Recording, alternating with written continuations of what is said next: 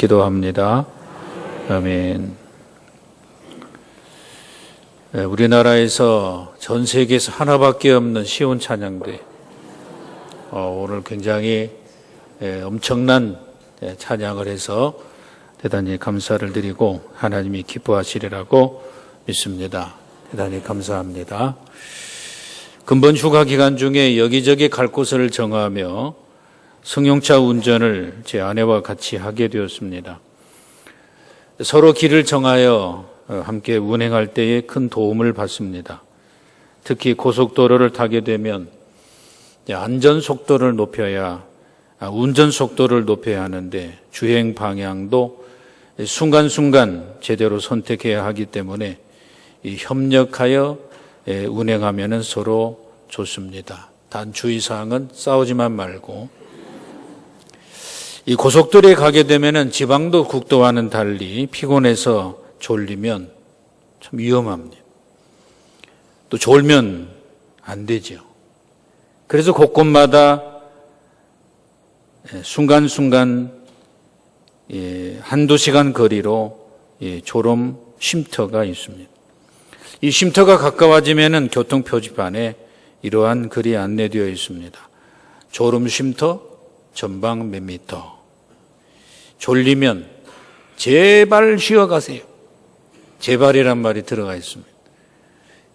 바라건대 그 말이죠.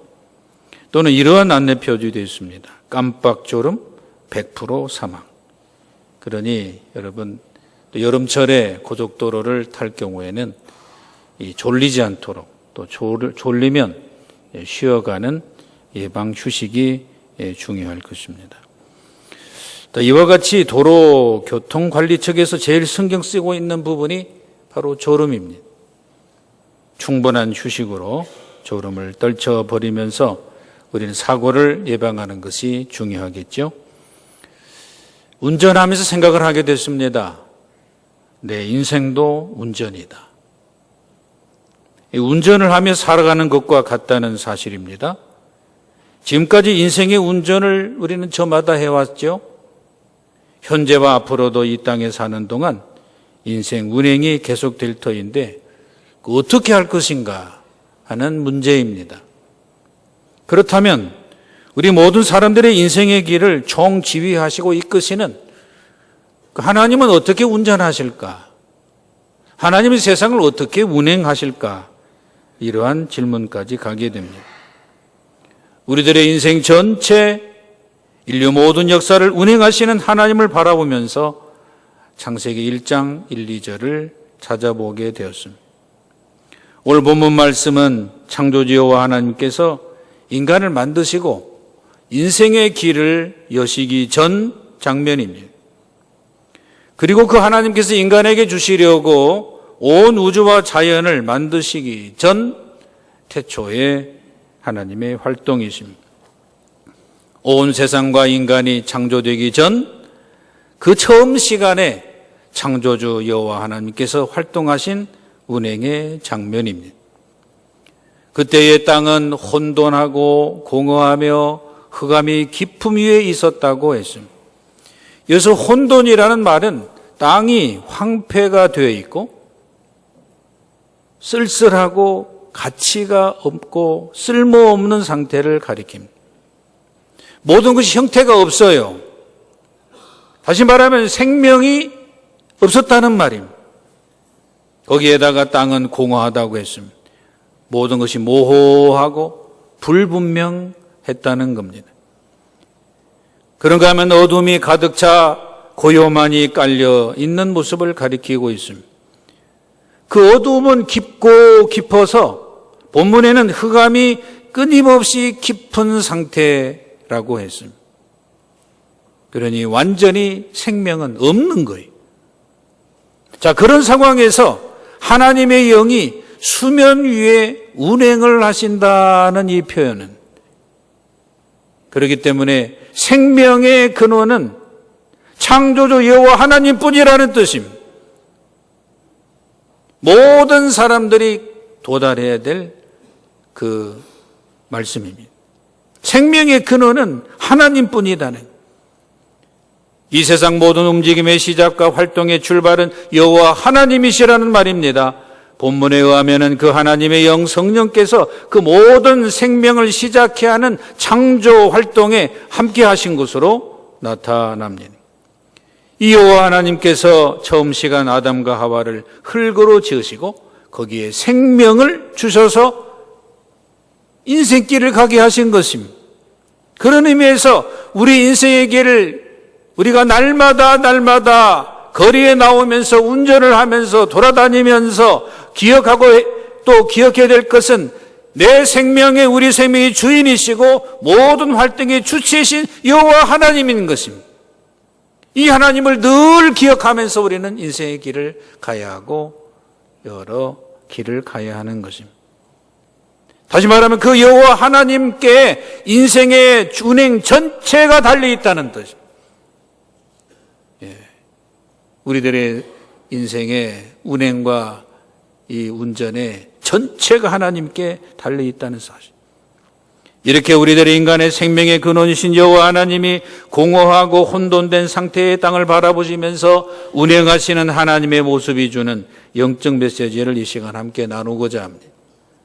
자, 그러면 하나님의 운행이라는 말이 무슨 의미일까요?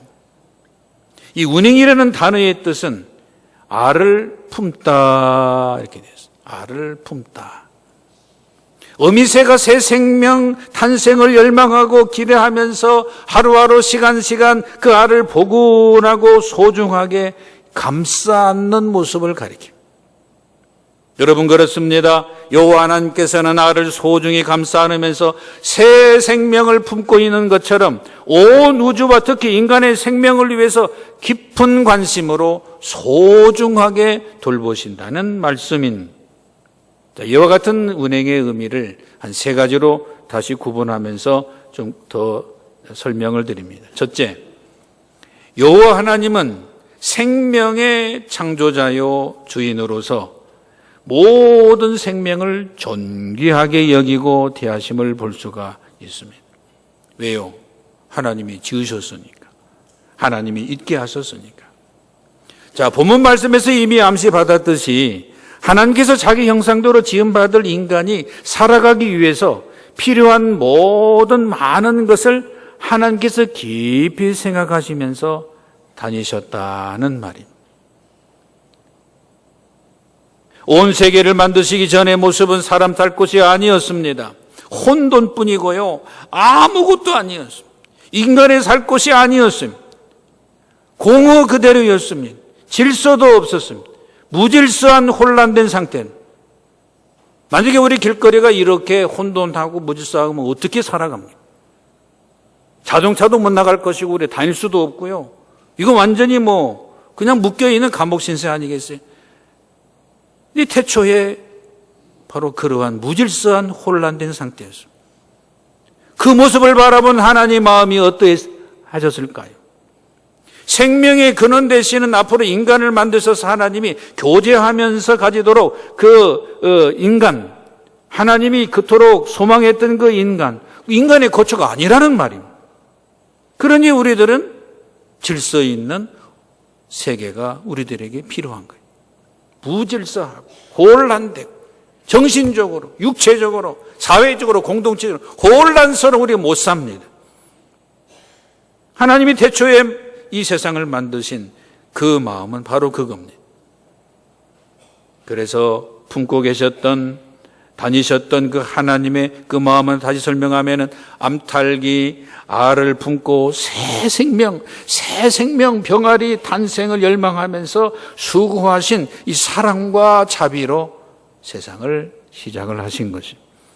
이 사랑과 자비의 마음으로 창조주 여호와 하나님은 생명을 존귀하게 보고 대하신 것입니다. 세상이 아무리 황폐지더라도, 세상이 아무리 보잘것없게 되더라도 창조주 하나님께서 품으시고 만드신 그 생명을 주의 깊게 관심 가지시고 바라보고 계신다는 말씀입니다.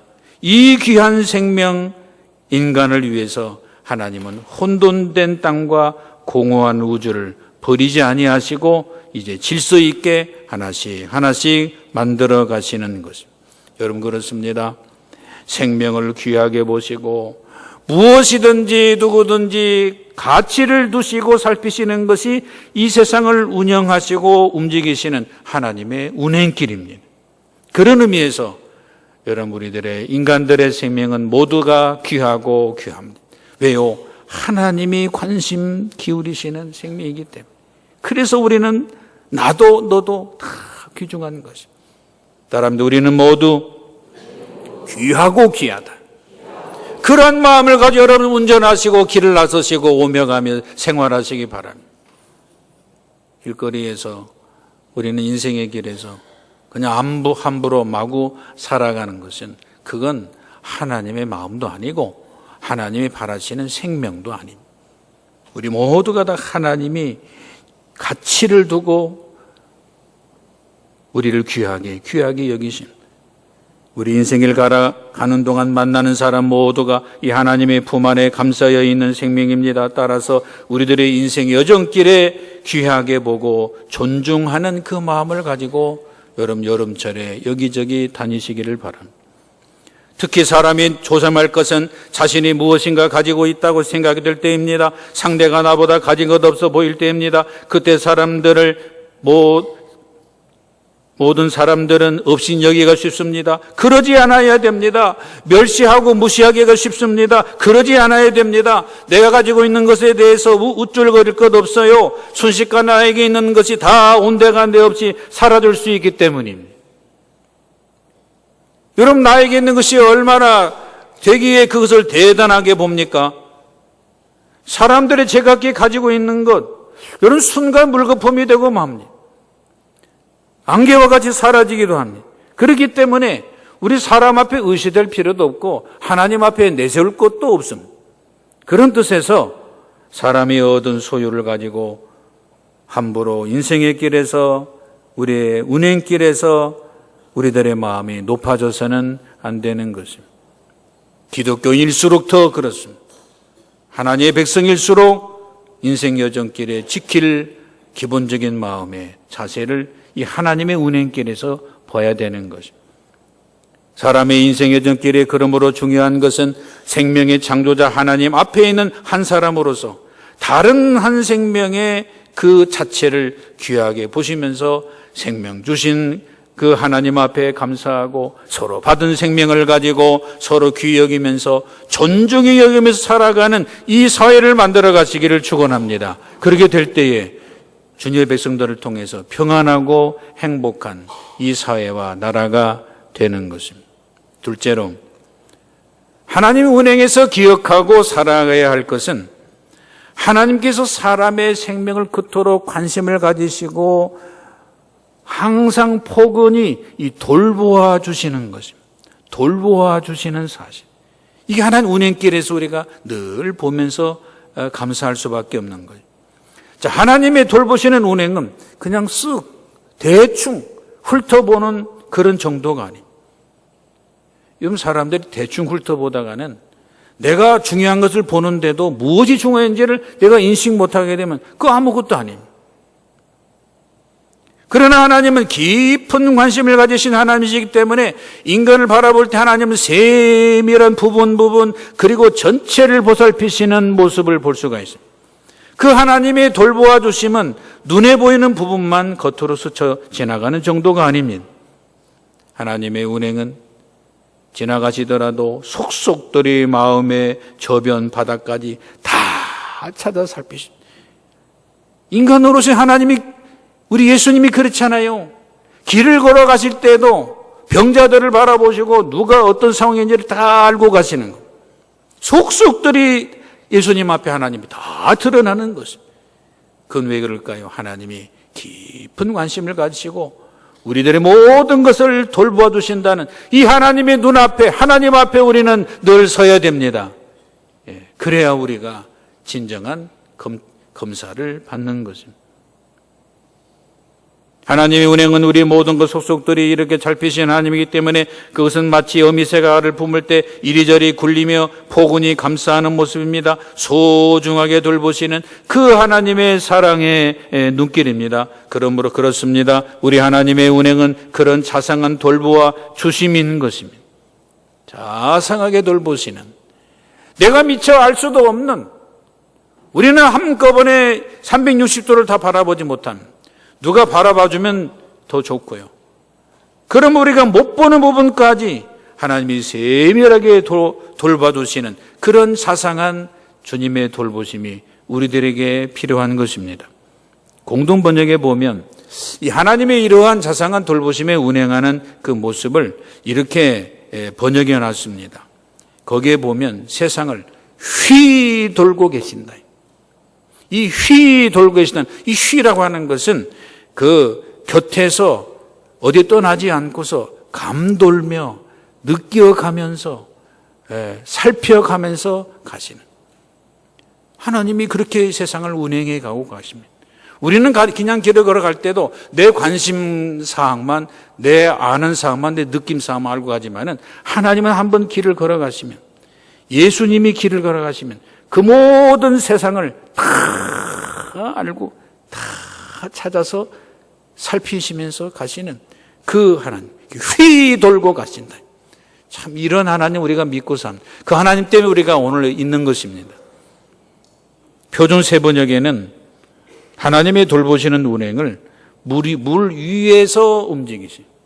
그냥 아래서 그냥 우리를 바라보는 게 아니라 우리 위에서, 세상 물 위에서, 세상 위에서 모든 걸 다 바라보시면서 주관하시고 역사하시는 그 하나님의 그 놀라운 역사.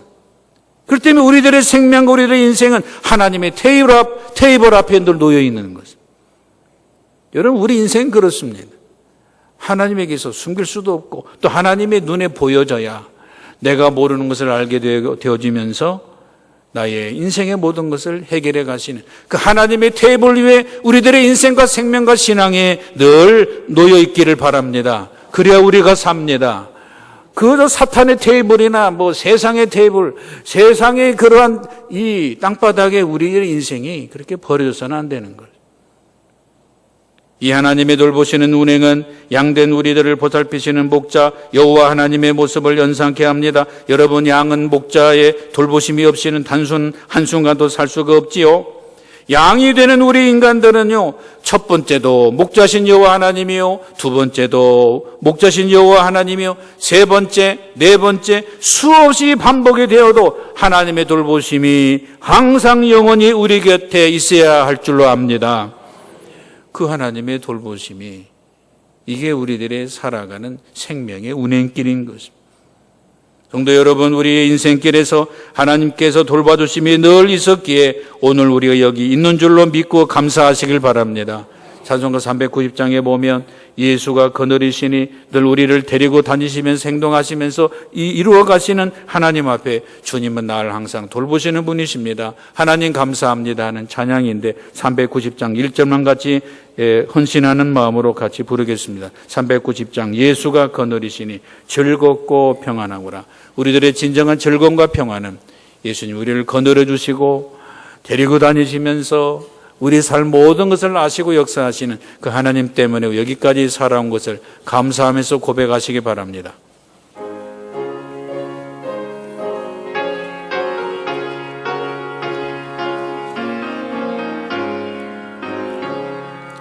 예수가 거느리시니 즐겁고 평안하구나.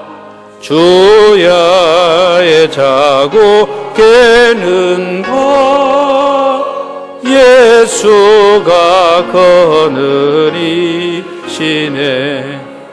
주 날 항상 돌보시고 날 친히 거느리시네.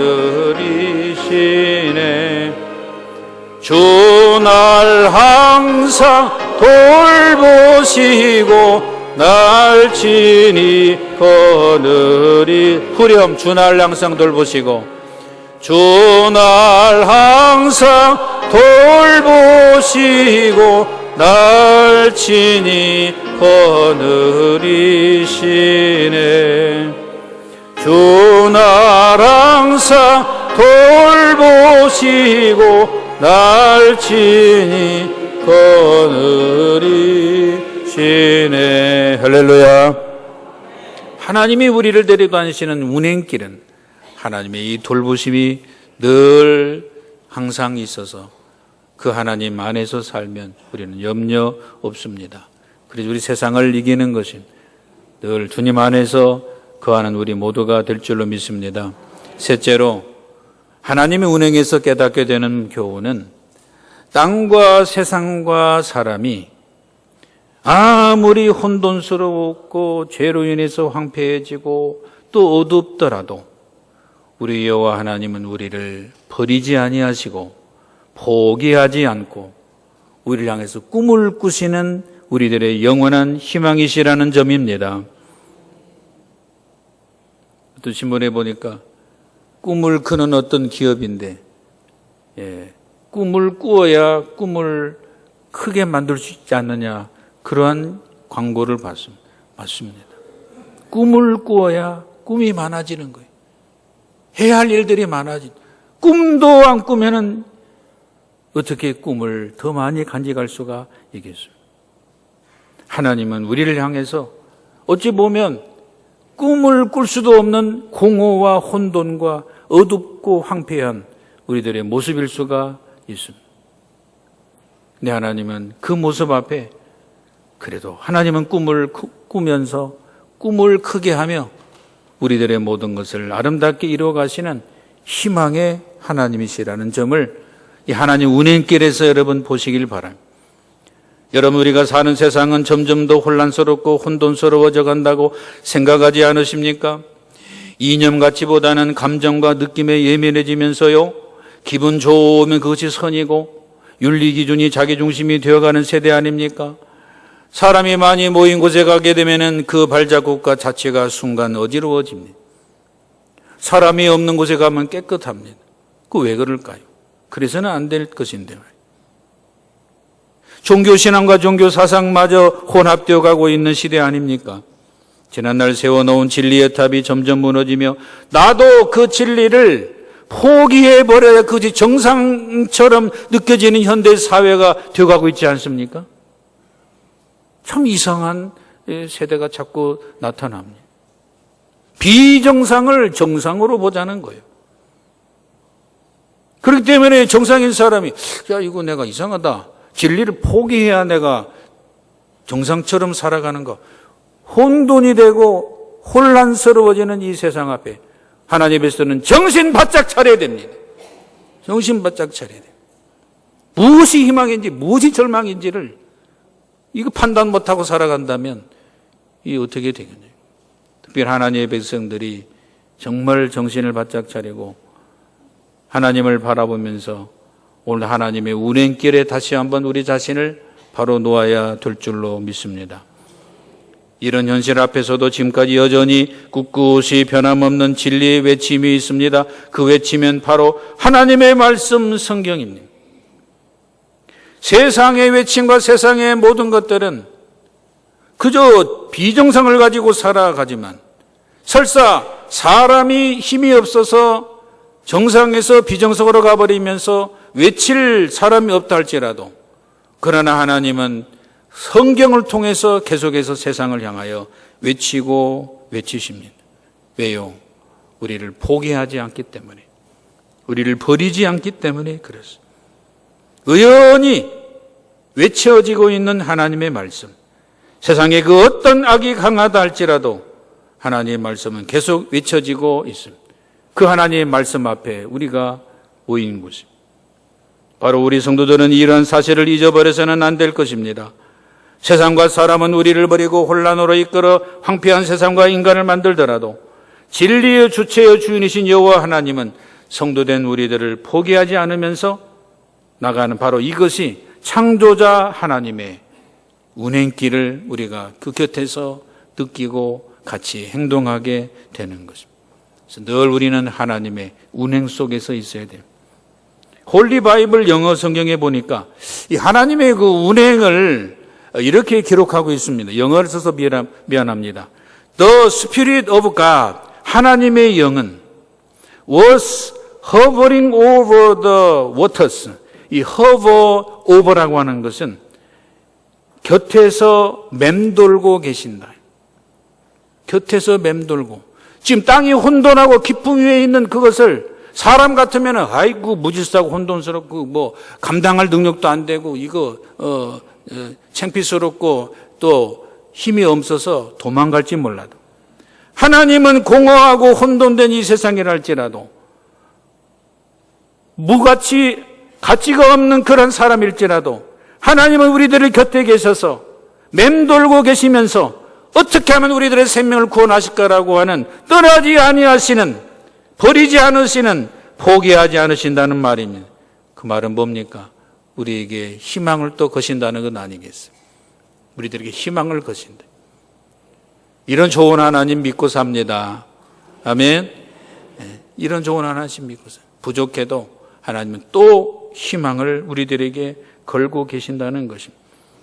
이사야 53장 5절의 말씀과 같이 하나님이 우리 허물 때문에 찔려도 우리를 버리지 않으신다는 뜻입니다. 우리 하나님이 우리의 죄악 때문에 상해도 우리를 포기하지 않으신다는 뜻입니다. 그 이유가 무엇일까요? 하나님이 우리 대신 징계를 받음으로 우리가 평화를 누리기 때문에 그렇습니다.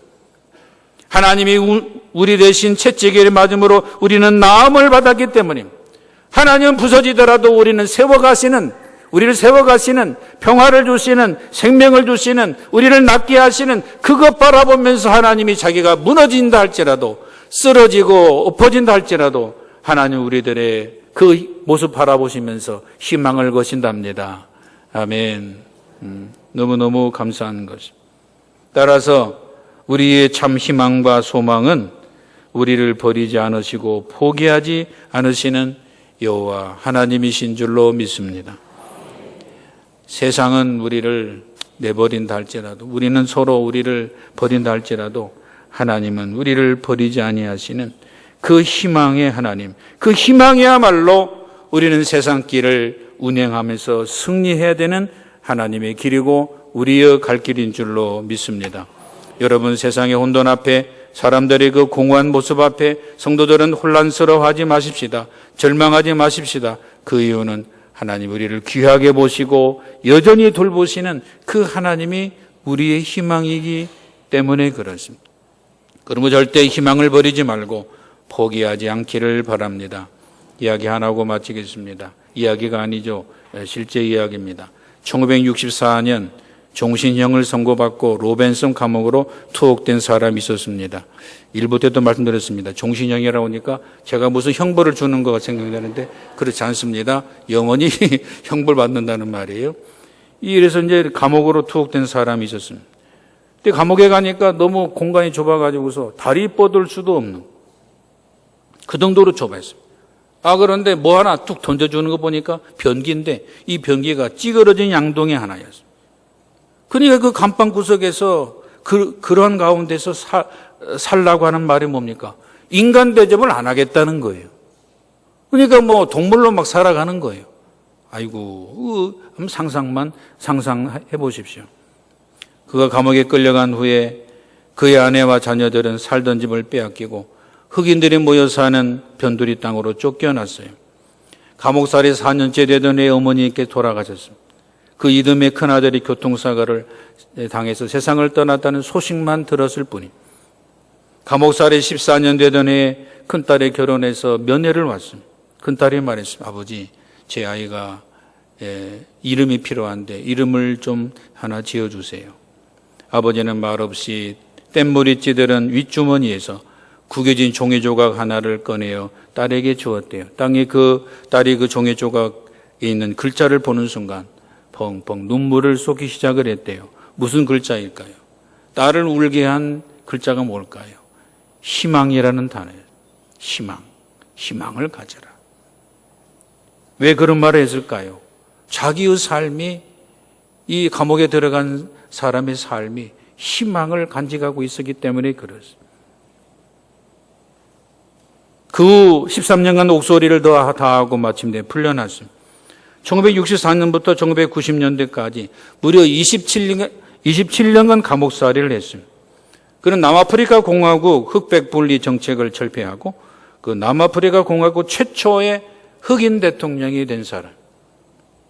대통령이 당선이 되어서 보통 그럴 경우는 자기가 권자를 장악하고 권력을 가졌기 때문에 자기를 대적하는 모든 정적들을 다 잡아들이는 것이 세상에 하는 방법입니다. 그런데 이분은 대통령이 되면서 자기 정적들, 고통을 주고 치욕을 주었던 정적들을 다 용서했습니다. 오늘날 참 그렇기가 쉽지 않죠. 권자 잡으면 다 털어내서 죽이고 넣고 뭐 그런 세상인데 이분은 그렇지 아니었습니다. 사랑했습니다.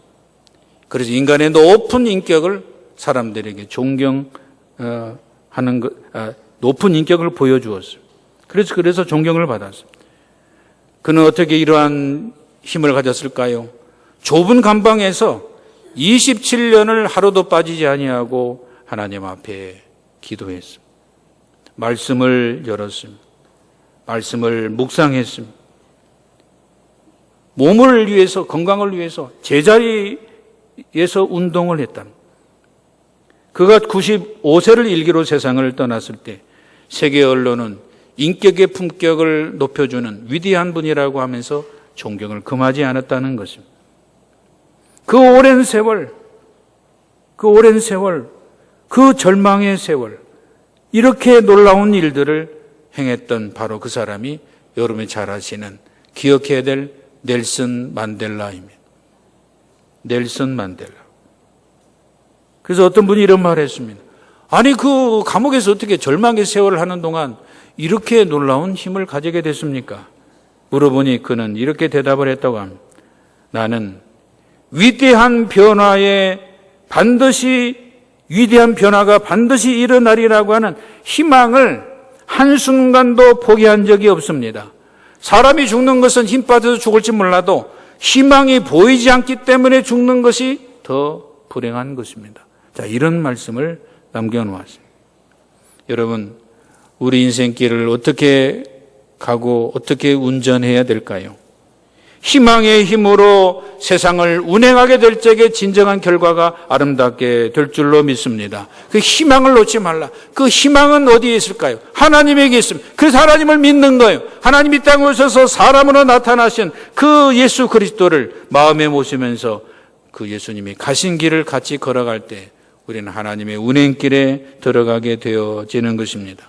하나님이 우리들에게 본을 보여주신 것처럼 우리 성도된 우리들도 서로 희망을 품고 인생의 운행에 승리하시기를 주의 이름으로 축원드립니다. 말씀을 정리합니다. 하나님의 운행이 뭡니까? 생명을 귀히 보심. 우리도 그래야 될 줄로 압니다. 소중히 돌보아 주심. 우리를 소중히 서로 돌봅시다. 희망을 갖고 운행했습니다. 포기하지 않았습니다. 우리도 희망을 품으면서 살아가실 때 하나님이 놀라운 역사를 일으켜 주실 줄로 믿습니다. 기도하겠습니다. 하나님 아버지, 성도들의 인생의 운행이 하나님의 운행이 되게 하여 주옵소서. 그래서 하나님과 함께하는 기쁨의 운행으로 평화로운 세상을 만들게 하여 주시옵소서. 예수님의 이름으로 기도하옵나이다. 아멘.